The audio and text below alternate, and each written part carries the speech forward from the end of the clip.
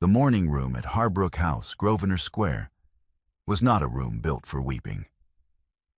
It had been arranged for presentation: pale walls, a writing table near the window, chairs set at precise angles that suggested order and compliance rather than comfort.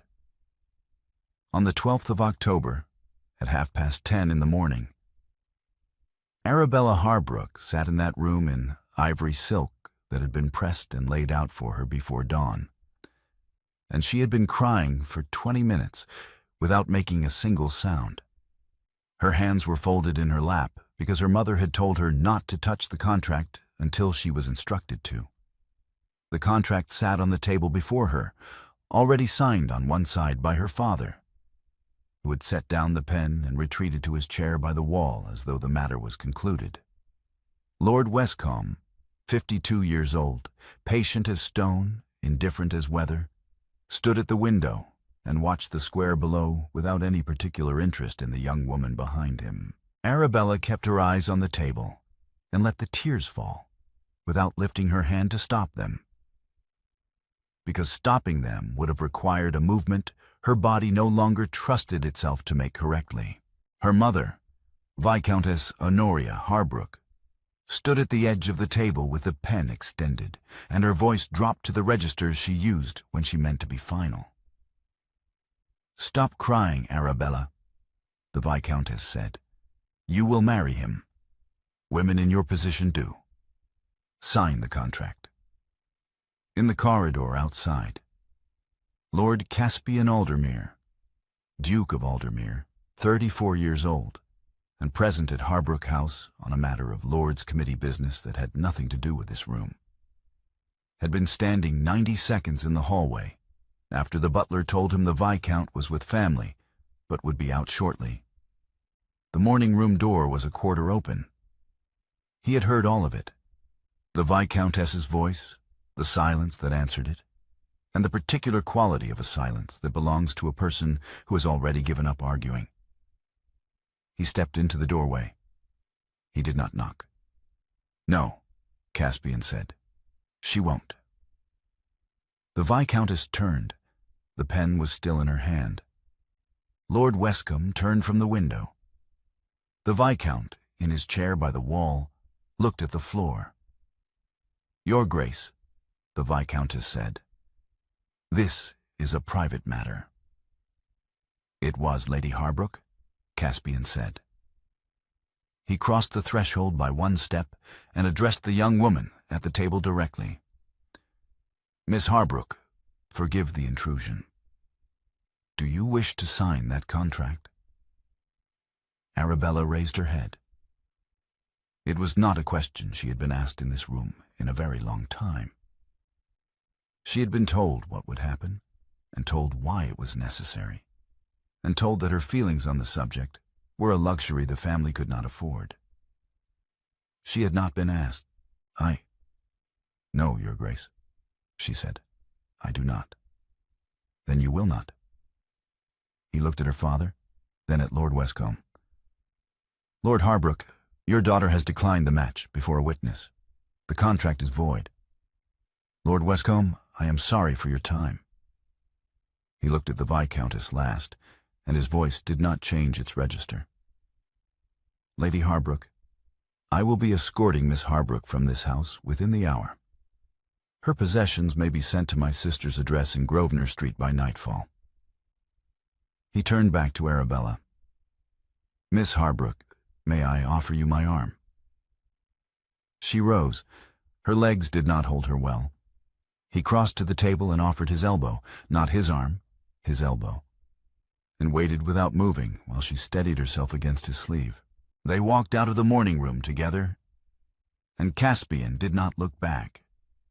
And Arabella could not have said afterward whether the Viscountess spoke again, because the blood in her ears made it impossible to hear anything clearly until the front door closed behind them.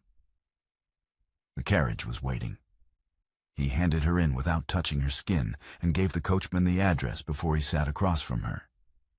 And then he did not speak for a full minute. She was shaking now, not crying, not yet, but shaking in the way that comes when the body has been braced for so long that the release of bracing is itself a kind of violence. He removed his coat, placed it over her shoulders without asking, and pulled the window shade half down against the October light. "Miss Harbrook," he said, "you are safe. You are not promised to me. You are not obligated to me in any way. My sister, Lady Celestine, will receive you as her guest until you have decided what you wish to do. You may write to anyone you choose. You may leave tomorrow if you wish. Do you understand what I am telling you?"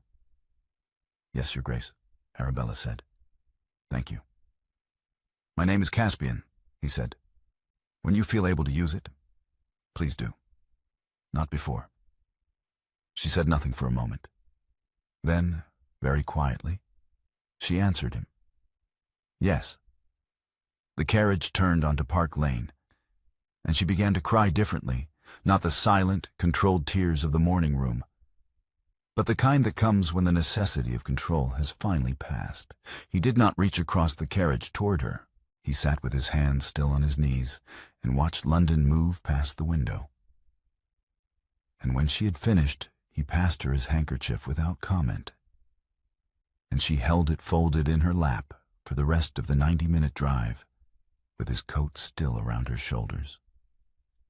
Lady Celestine Aldermere Vane received Arabella that evening without ceremony, which was the kindest thing anyone had done for her in years.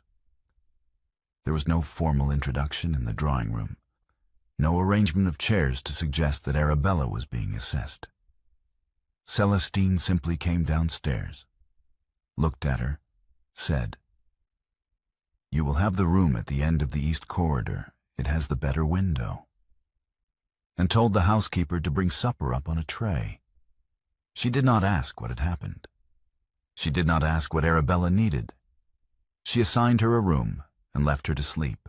4 days later, a letter arrived from Viscountess Harbrook demanding Arabella's immediate return on grounds of filial duty and the family's reputation. Celestine read it, declined in 2 sentences, sealed her reply, and dispatched it before she mentioned the letter to Arabella at all. When she did mention it, at breakfast the following morning, she said only that she had written back and that the matter was settled for the present. "What did you say to her?" Arabella asked. "I said that Miss Harbrook is a guest in my household and will remain so at her own pleasure," Celestine said, "and that any further correspondence on the subject should be addressed to my brother's solicitor." Arabella set down her teacup. "She will not like that." "No," Celestine agreed. "She will not." She picked up her own cup and said nothing further, and Arabella understood that this was what protection looked like when it was given without performance. Within the week, the household traveled to Aldermere Court in Sussex. Caspian made a point, over the first 3 weeks, of being present at meals and absent from everything else. He was civil at dinner, answered questions when addressed, and did not seek Arabella out in any room she occupied alone. She noticed this, and she understood it. And she was grateful for it in the way that a person is grateful for a door left open rather than a door held wide. What she had not anticipated was the apologizing. It began the first morning at Aldermere. She apologized for being late to breakfast by 4 minutes, then apologized for taking the chair nearest the fire, then apologized to the housekeeper for asking where the library was rather than finding it herself. By the end of the first fortnight, she had apologized 17 times for things she had not done. On the 17th occasion, she had apologized for asking Celestine a question about the household accounts, as though the question itself were an imposition. Caspian looked up from his newspaper and said, without particular inflection, "Miss Harbrook, you will exhaust yourself. Save your apologies for things you have actually done." She looked at him. He had already returned to his newspaper. She laughed, a short, surprised sound. entirely involuntary, and pressed her hand briefly over her mouth. Celestine continued eating. Caspian turned a page. He had heard it. She was certain of it.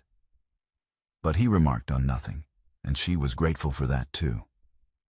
By the third week at Aldermere, Arabella was sleeping through the night. She had not slept through the night in 2 years at Harbrook House, where the walls were thin and her mother's displeasure had a way of arriving through closed doors. At Aldermere, the walls were old stone, and the house was quiet after 10, and she woke each morning to bird song and a fire already laid. And the particular luxury of this was something she did not yet know how to hold without feeling that it would be taken. She joined Celestine in managing the household accounts in the 4th week, because she had noticed the ledgers on the morning room desk and asked whether help would be welcome. Celestine said yes, and meant it. And within 3 days, it was clear that Arabella had been doing this kind of work since she was 16.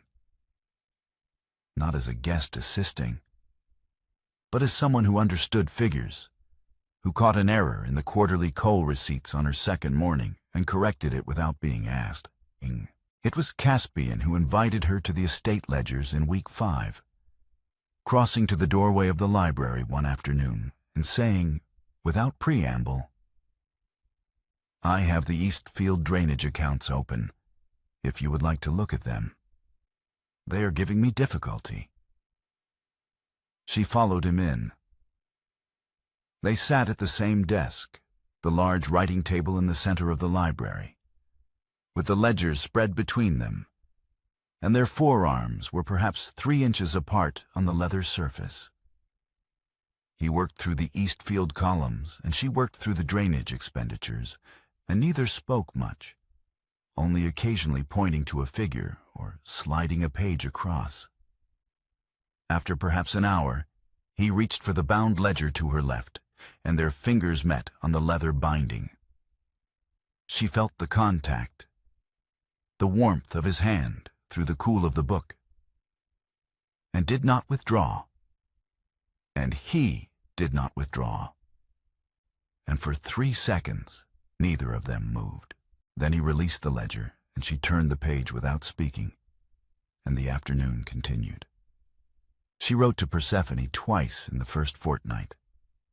The replies came back in a week, then 10 days, and something in them was wrong in a way Arabella could not yet name. The handwriting was Persephone's. The sentences were Persephone's. But the tone was constrained in a way her sister's letters had never been. Careful, as though each sentence had been read before it was sealed. Arabella read the second letter 3 times and put it away, without being able to identify precisely what it was that made her uneasy. A second letter from the Viscountess arrived in the 6th week. This one addressed to Caspian directly.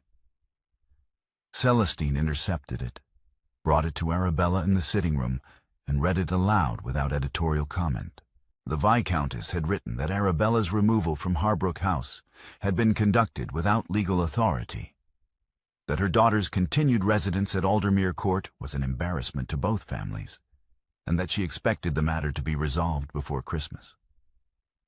Celestine folded the letter when she finished reading. "Would you like to respond?" Arabella was quiet for a moment. "No," she said.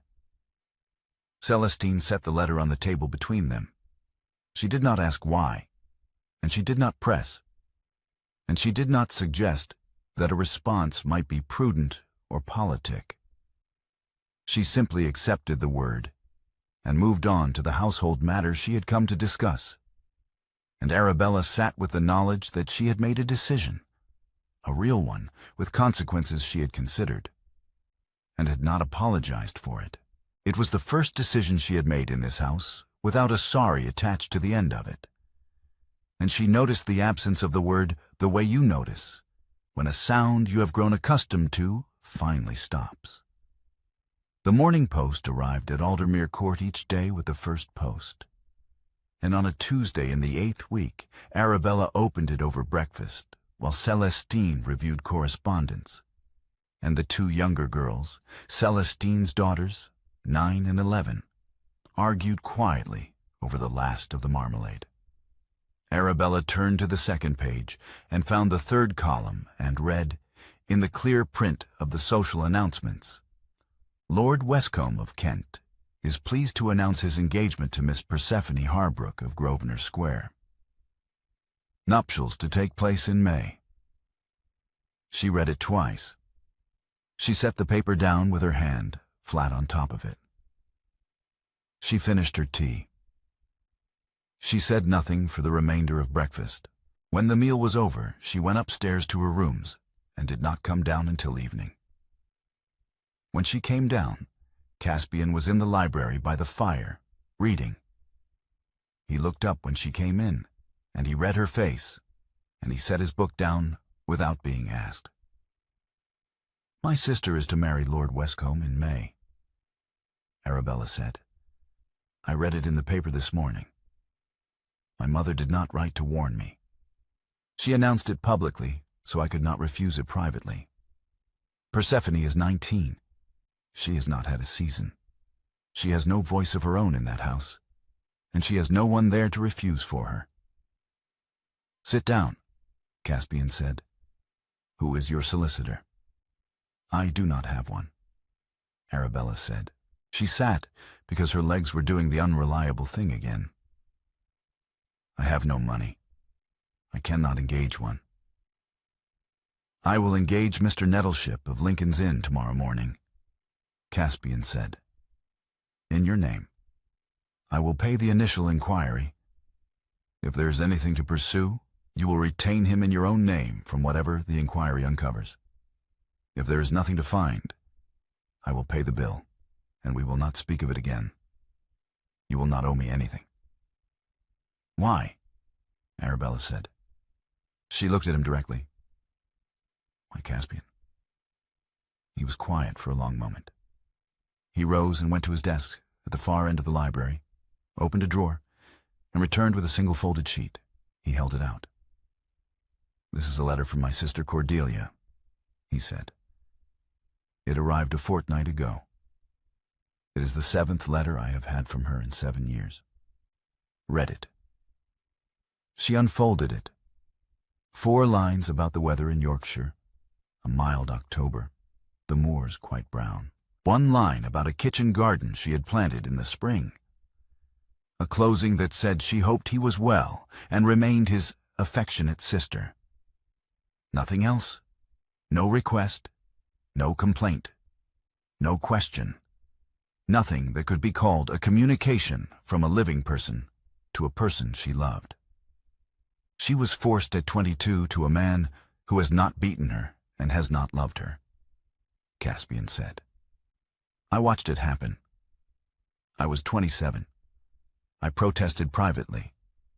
I did not refuse publicly, because I did not yet know how to refuse publicly in a way that could not be overruled. She has lived 7 years in that house in Yorkshire. She writes me a letter once a year that tells me she is alive and nothing else. He stopped. Then, I did not stop it, Arabella. I will not fail that test twice. Do not thank me. This is not for you. Will you let me do it? Arabella folded the letter carefully along its original creases and returned it to him. Yes, she said. On one condition. You will not attend any meeting with Mr. Nettleship. You will not read any correspondence that passes between us. This is mine. Agreed, he said. Good, she replied. He went to bed at 11. She stayed in the library, at the writing table, and composed her first letter to Mr. Nettleship of Lincoln's Inn in her own hand. Clear, specific, and without a single apology. She posted it herself at dawn, walking down the Aldermere Lane in the October cold with her cloak over her nightgown and her boots unlaced. And she stood at the post box for a moment after the letter had gone through it, her breath making a small cloud in the morning air, before she turned and walked back to the house. Mr. Holcroft arrived at Aldermere Court on a Wednesday afternoon without announcement. He was 71 years old, a solicitor of the old school. And he had been growing uneasy for several months about a pattern in certain interest receipts that had not resolved itself to his satisfaction. He asked the footman who admitted him whether he might speak with Miss Harbrook. And he was shown to the library, and Arabella came down in 10 minutes and found him standing by the window with his case held in both hands, and his expression that of a man who has been rehearsing something difficult. "Miss Harbrook," he said, "my name is Holcroft. I was solicitor to your grandmother, the late Lady Cordelia Harbrook, for 26 years. I should like to speak with you before I show you anything, if I may." "Please sit down, Mr. Holcroft," Arabella said. She sat across the table from him. He sat. He set his case on the table but did not open it. "Your grandmother," he said, "left you £8,000 in your own name, to be held in trust until your 21st birthday. That was 6 years ago. I have written to you 12 times in those 6 years. The last letter I sent arrived in November, and the reply I received, as with the 11 before it, is not in your hand." Arabella looked at him. She did not speak. "I have been in the law for 48 years, Mr. Holcroft said. "I know a person's hand. I know the weight of a pen, the particular way a woman educated at home presses the downstroke. The 12 responses I received are consistent with each other and inconsistent with the 2 genuine letters I have from you. One written at 16, one at 17, when your grandmother was still alive, and you wrote to her directly and she shared them with me. The forgeries are competent. They are not yours." Arabella said, "Show me." He opened his case. He laid the documents on the table in order. As a man lays out evidence he has arranged many times in his mind before he arranged it in fact. The 12 letters he had sent, in date order. The 12 forged responses. Her grandmother's original deed of trust, with her name on it in her grandmother's hand and the sum written out in full. A 6-year accounting of diverted income, annotated in Mr. Holcroft's careful script, the quarterly disbursements redirected, the destination of each sum, the total accumulated across 6 years, applied to the costs of Viscount Harbrook's campaigns for his seat in the Lords. Arabella read each document. She did not rush. When she came to the accounting, she read every line. And when she set the last page down, she sat without moving for a moment, her hands flat on the table, looking at the far wall of the library. "Mr. Holcroft," she said at last, "will you leave the originals with me and return tomorrow morning?" "I will," he said. He rose. "Miss Harbrook, I am sorry it took me this long to come in person." "You are here now," Arabella said. "That is what matters." He left. She sat with the documents for 2 hours before she moved, and then she went to find Nettleship's address and wrote him a letter that was 3 pages long and contained every figure and every date. And she did not go to bed until it was finished. Over the 6 weeks that followed, Arabella worked. She worked the way she had worked at 16 on her father's estate accounts, methodically, without complaint, without asking anyone to tell her what to do next. Nettleship corresponded with her 3 times a week, and she with him, and she drafted the deed of restoration in her own hand at his direction and corrected the language twice when she found it imprecise. The deed required the Viscountess to return the capital, £8,000, and 6 years of diverted income, calculated to the quarter. The second document transferred Persephone's guardianship to Arabella and Lady Celestine Aldermere Vane. Arabella corrected the language on that one 3 times. In month 4, Lady Celestine announced at dinner that she intended them all to attend the country assembly the following Thursday, and that she would not be argued with. Caspian said nothing. Arabella said she did not have anything suitable to wear, and Celestine said she was approximately Celestine's size, and that was settled. They went. The assembly hall in the village was warm and crowded and smelled of candle wax and pine boughs. And Arabella stood beside Celestine and watched the dancing for half an hour before Caspian appeared at her elbow and said without any particular expression, "There is a quadrille forming. Will you dance?" They danced once. A quadrille with gloved hands and formal figures. And across the room, 100 people talked and moved and paid them no particular attention. The figure required 3 exchanges of grip across the pattern, and at the first 2, Caspian's hand was exactly where the pattern required it to be. And at the third, his gloved fingers closed on hers a beat longer than the figure demanded. She felt it. She looked up. He was already looking at her, not at the next step of the dance, not at the room, at her. And 3 heartbeats passed before the figure released them to their separate lines. Neither of them spoke of it for the rest of the evening. In month 5, Arabella asked Celestine whether her grandmother's portrait, banished to the Aldermere attic 20 years earlier after the late Countess's death, when the Viscountess had decided it was taking up space in the Harbrook House drawing room, might be brought down, cleaned, and hung somewhere it could be seen. Celestine arranged it the following week, without fanfare, put it between the 2 long windows of the gallery, and said nothing further. The Viscountess, in the same month, engaged a London solicitor to file a petition challenging Arabella's removal from Harbrook House on grounds of mental unsoundness. The petition required a supporting statement from a physician, Dr. Farrow, who had attended the Harbrook family for 19 years, declined to provide one in writing. Without explanation, the petition was never filed. The night before Arabella was to travel to London, she could not sleep.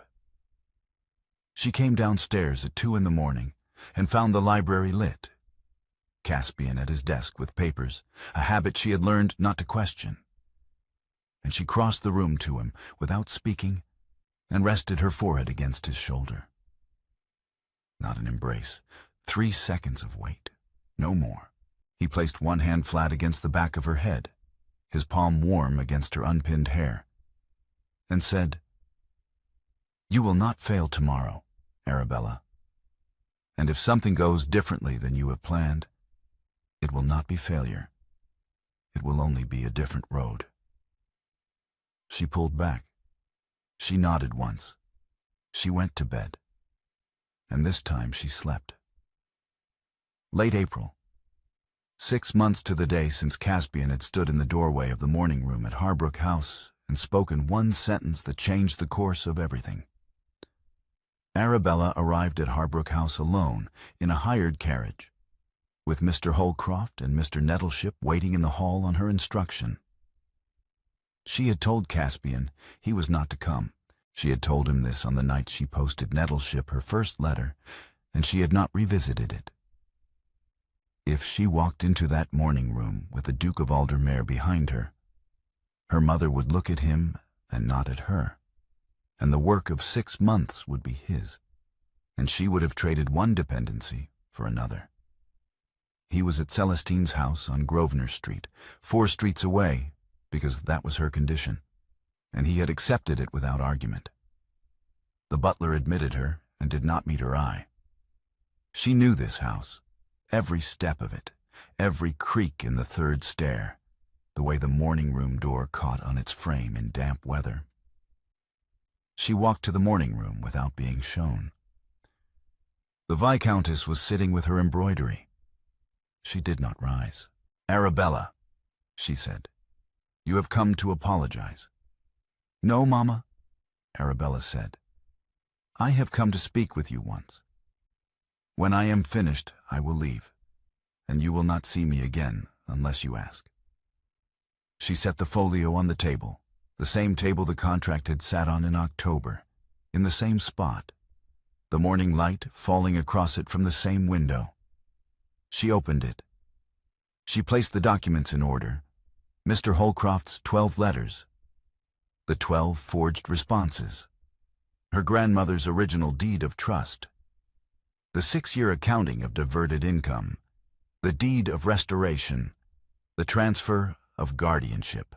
Grandmama left me £8,000 in my own name at 21, Arabella said. Mr. Holcroft wrote to me 12 times. You answered in my hand. You used the income to fund Papa's campaigns for the Lords. She paused. I am 23, Mama. The fraud is 6 years old. If you sign the deed on the table, you return the capital and the income. If you do not sign, Mr. Holcroft and Mr. Nettleship are in your hall, and they will file in chancery before the week is out, and your husband will not sit in the Lords in this life or the next. The Viscountess set down her embroidery. She did not look at the papers. You would ruin your father, she said. Papa made his own choices when he stopped reading my letters 6 years ago, Arabella said. I am not ruining him. I am declining to fund him any further. Silence. The Viscountess looked at the window. Persephone marries Westcombe in 3 weeks, she said. That is decided. Persephone is not marrying Westcombe, Arabella said. You will sign the transfer of her guardianship to me and Lady Celestine Aldermere Vane. That document is also on the table. On what authority, Arabella? On the authority of the £8,000 you forged my name to take, Arabella said. I have been patient for 6 years without knowing I was being patient. I am finished. Sign or do not sign. I will wait 10 minutes. She crossed to the window. She did not sit. She did not watch her mother. She looked out at the square below, the same square Lord Westcombe had looked down at in October while she sat at the table behind him, folding her hands in her lap because she had been told not to touch the contract. She watched a woman cross the square with a child beside her, both of them moving quickly in the April cold. And she kept her breathing even, and her hands still. Behind her, after a silence that was long enough to be its own kind of answer, she heard the pen being taken up. The scratch of the nib on paper, careful, deliberate. The soft sound of sand poured from the shaker. The press and twist of the seal. One document sealed, then a second. The Viscountess spoke very quietly. Tell me one thing, Arabella. Did your grandmother know what she was doing when she left the money to you and not to me? Arabella turned. I think she knew exactly what she was doing, Mama, she said. I think she understood you better than I did. Yes, the Viscountess said. I expect she did. She set the pen down. She rang for the butler. She did not look at her daughter again. Tell Mr. Holcroft he may collect the signed deeds, she said to the butler when he appeared. Tell my younger daughter she may pack her things. I will not see either of them before they leave the house. She paused. That will be all. Arabella walked to the door. At the threshold, she stopped. Mama, she said, I am not closing this door. I am not holding it open either. If you wish to write to me in a year, you may. I will not, the Viscountess said. I know, Arabella said. I am telling you anyway. She left. In the hall, Mr. Holcroft collected the deeds from the butler and tucked them into his case with the deliberateness of a man who has waited 6 years to close something. Mr. Nettleship went upstairs. Arabella went to the front step and stood in the April air with Persephone's cloak over her arm. She had brought it from Aldermere Court, folded in her traveling bag, because she had not been going to let her sister walk out of this house in their mother's. Persephone came down with one small trunk and the maid carrying a hat box. She saw Arabella on the step, and she did not run, and she did not weep. She walked down the 3 front steps steadily and took Arabella's hand. Bella, she said. Arabella drew her close. Come, Seth, she said. She put the cloak around her sister's shoulders. The carriage is waiting. They walked out of Harbrook House together. The door closed behind them. Neither of them looked back. The carriage arrived at Grosvenor Street at 1:30. Caspian opened the door himself before the footman reached it. He looked at Arabella's face, at the steadiness of it, the particular quality of a person who has done a hard thing and come through the other side of it intact. And he nodded once and stepped back to let them in. He did not ask how it went. He did not need to.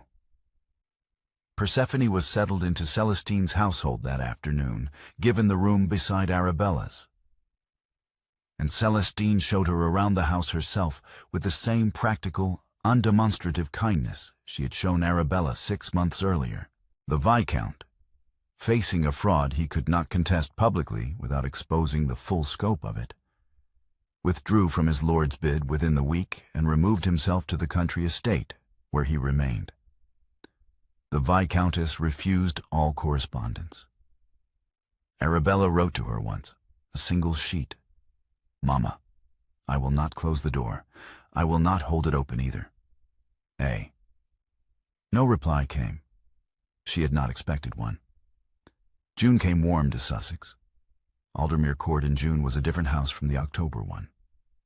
The gardens open, the windows thrown wide, the long gallery full of afternoon light.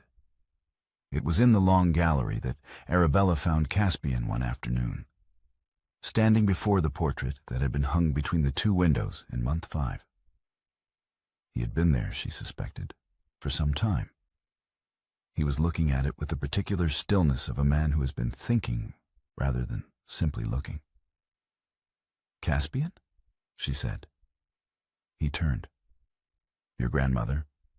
He said. Yes, she answered. She looks like you. I have been told, Arabella said. She sat on the gallery bench. After a moment he sat beside her, and neither of them spoke for perhaps a full minute. The light came through the windows on both sides of the portrait, and the old woman in it looked back at them with an expression that was composed and not unkind. I want to ask you something, Arabella said, and I have decided there is no elegant way to do it. Then try the inelegant way, Caspian said. I would like you to marry me, Arabella said. I am asking now because I want it to be clear. I have my own money. My sister is safe. My name is my own. I am not asking you because I have nowhere else to go or because I owe you something. I am asking because I want to, and because I have wanted to for some time. Because I am tired of waiting for an elegant moment that is apparently not coming. She paused. If you do not want to, I will stay in Sussex as your neighbor. Because I like this county and I like your sister very much, and I would not leave for a refusal. He laughed. It was the first full laugh she had heard from him. Not the dry, contained sound of amusement, but a real one, warm and unguarded. And it lasted long enough that she felt her own face change in response. Arabella, he said. Yes. Please, yes. That was efficient, she said. I have had 6 months to prepare the answer. She leaned against his shoulder. He put his arm around her slowly, without hurrying the movement, and she did not withdraw. Above them, her grandmother watched.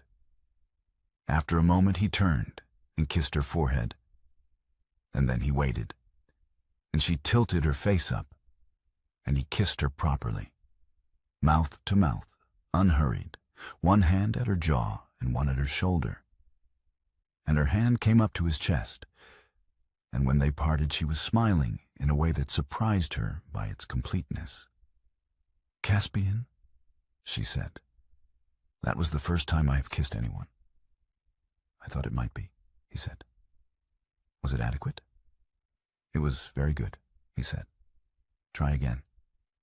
She did. longer this time, and when they parted she stayed close, her forehead near his jaw, and above them the woman in the portrait looked down at the two of them on the gallery bench with an expression that had not changed in 20 years of waiting to be found. August. Aldermere Court Chapel, small and old and smelling of stone, and the flowers Persephone had cut from the kitchen garden the day before. 15 guests. Celestine's 2 daughters in the second pew, the younger one already whispering to the elder. Persephone in the front pew beside Celestine, in the blue dress she had brought from Harbrook House, in her single small trunk, sitting with her hands folded and her eyes bright. The vicar was a mild man who had married 3 generations of Aldermeres and knew when to speak and when to be still. He spoke the service with the unhurried care of someone who understood that the words mattered, and when he reached the passage that required it, if any person can show just cause why these 2 may not be joined in holy matrimony, let them speak now or hereafter hold their peace. He paused, as he always paused, and the chapel was quiet. No one spoke. No one needed to. Arabella stood at the altar in the October ivory silk that had been pressed and altered and made new again. And in the beat of silence, after the vicar's question, she thought of a morning room and a pen held toward her and a voice telling her to stop crying and sign. She thought of a door a quarter open and a man stepping into the frame of it. She thought of a carriage and a coat placed over her shoulders and a name offered carefully, not before she was ready for it. Then she said clearly, without a tremor, "I will." The vicar smiled and continued, and beside her, Caspian's hand was warm around hers. And in the front pew, Persephone pressed her lips together and looked at the ceiling for a moment before she composed herself. And the August light came through the chapel's east window and fell across the stone floor in a long, unhurried line, and the ceremony continued to its end.